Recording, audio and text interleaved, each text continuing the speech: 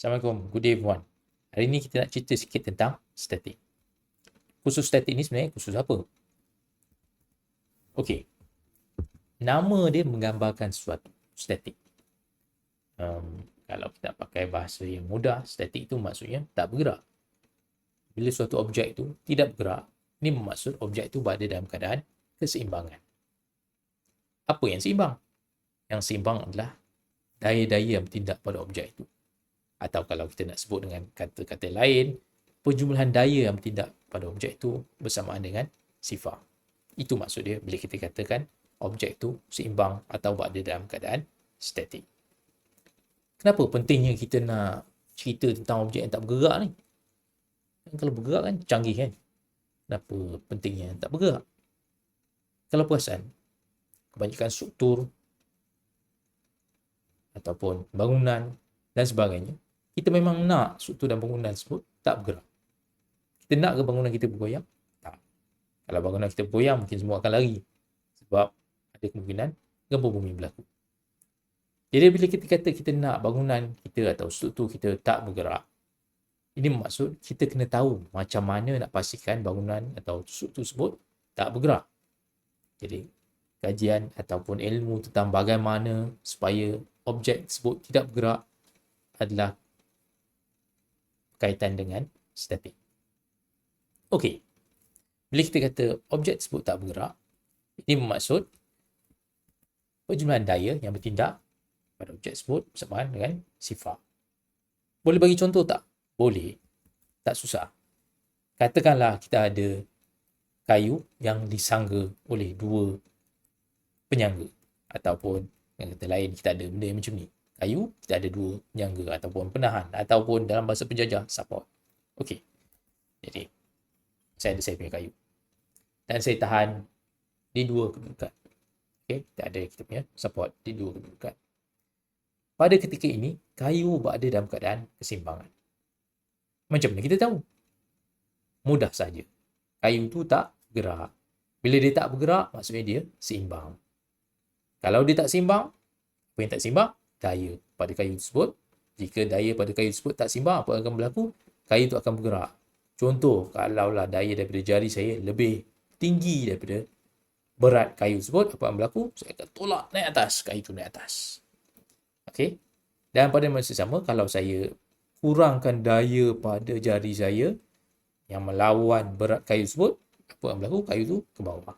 Ataupun kalau nak contoh yang lebih ekstrim sekali, saya boleh alihkan terus jari saya. Jadi apa yang berlaku? Kayu tersebut terus jatuh. Kenapa kayu tersebut jatuh? Pada setiap objek akan ada jisim dan disebabkan ada tarikan graviti, jisim itu akan menghasilkan daya berat ke bawah. Okey? Jadi daya itu sentiasa ada.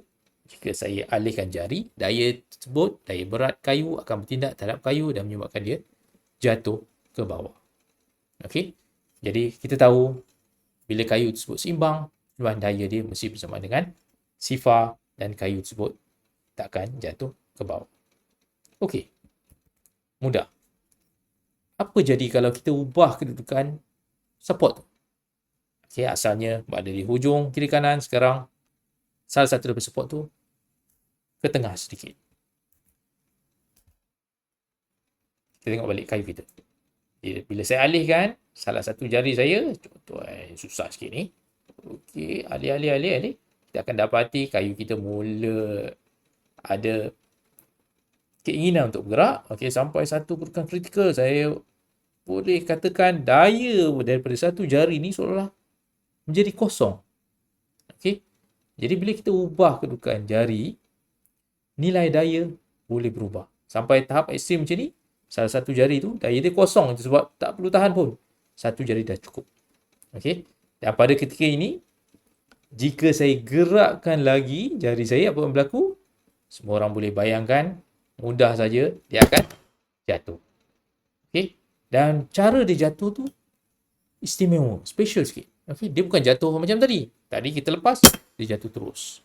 Sekarang bila kita lepas, dia jatuh secara berpusing. Okey. Ada dua cara jatuh. Satu jatuh terus, satu jatuh berpusing. Okey. Daya masih lagi datang daripada berat dan juga jari saya. tapi cara objek tersebut bergerak dah berbeza. Okey, ini menyebabkan kita perlu persamaan tambahan untuk memastikan objek kita berada dalam keadaan keseimbangan. Okey, apa persamaan tambahan tu? Sebelum ni kita ada penyimpanan daya sama dengan kosong. Okey. Sekarang kita perlu tambahan penyimpanan momen sama dengan kosong. Kenapa macam tu? Mudah je. Penyimpanan daya menyebabkan objek tersebut bergerak secara garis lurus. Okey. Penyimpanan momen menyebabkan objek tersebut berpusing. Jika penyimpanan daya tak kosong, objek itu bergerak secara linear, secara garis lurus. Jika penyimpanan momen tak kosong, objek tersebut akan berpusing. Dengan kata lain, yang menyebabkan objek itu bergerak garis lurus adalah daya. Yang menyebabkan objek itu berpusing adalah momen. Adik-beradik daya. Okey? Nanti bila kita tengok tentang momen, kita cerita dengan lebih lanjut apa yang berlaku di situ. Apa yang menyebabkan momen boleh wujud. Okey. Jadi secara umum, untuk selesaikan masalah statik, mudah je. Okey.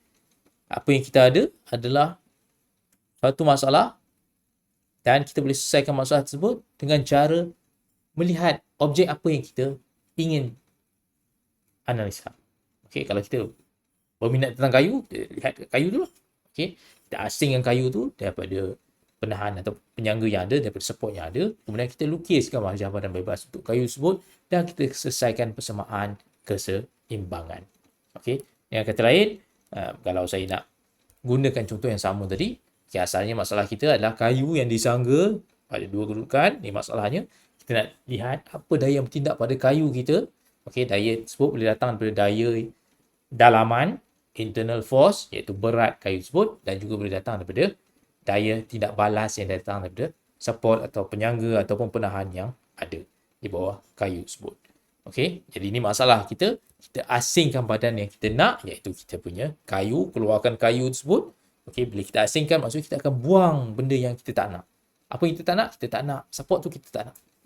Okey, bila kita buang, kita kena gantikan kesan support tersebut. Okey, apa kesan dia? Kesan dia datang dalam bentuk daya. Sebab support sebenarnya memberi daya kepada objek kita. Okey, jadi kata-kata lain, kita boleh lukis kita punya gambar badan bebas di mana kita nampak berat dan juga daya yang datang daripada jari tersebut. Okey, dia berat diberikan oleh W ke bawah.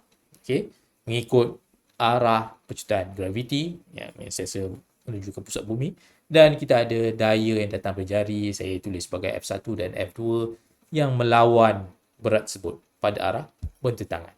Ini yang kita panggil sebagai gambar wajah badan bebas ataupun free body diagram. Okey, kita bebaskan badan kita daripada benda-benda yang kita tak nak dan kita gantikan benda-benda yang kita buang tu dengan kesan dia yang datang dalam bentuk daya.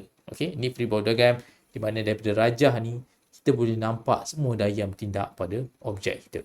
Okey, menggunakan rajah ini, menggunakan FBD atau gambar wajah badan bebas ni, kita boleh selesaikan masalah statik menggunakan persamaan keseimbangan. Contoh dalam kes ni, penyimpanan daya sama kosong sudah cukup untuk menyelesaikan masalah ni. Jadi kita boleh dapatkan berapa daya F1 dan F2. Okey, penyimpanan daya sama dengan kosong. Okey, F1 dan F2 boleh diperolehi jika kedua-duanya berada pada jarak yang sama daripada titik tengah ataupun daripada hujung kayu ni.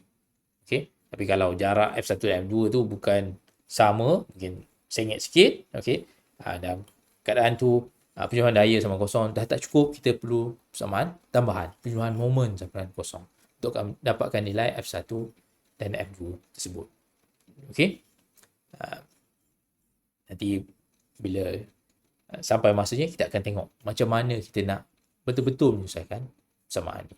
Jadi kena ingat, statik itu mudah. Okey, kita hanya ada objek yang tak bergerak dan kita nak pastikan daya-daya yang menyebabkan objek tersebut kekal tidak bergerak, di mana objek itu berada dalam keadaan keseimbangan, tidak bergerak secara garis lurus dan juga tidak berpusing. Dengan kata lain, penyimpanan daya sama dengan kosong dan juga penyimpanan momen sama dengan kosong pada objek tersebut. Sekian sahaja, semoga bermanfaat. Terima kasih.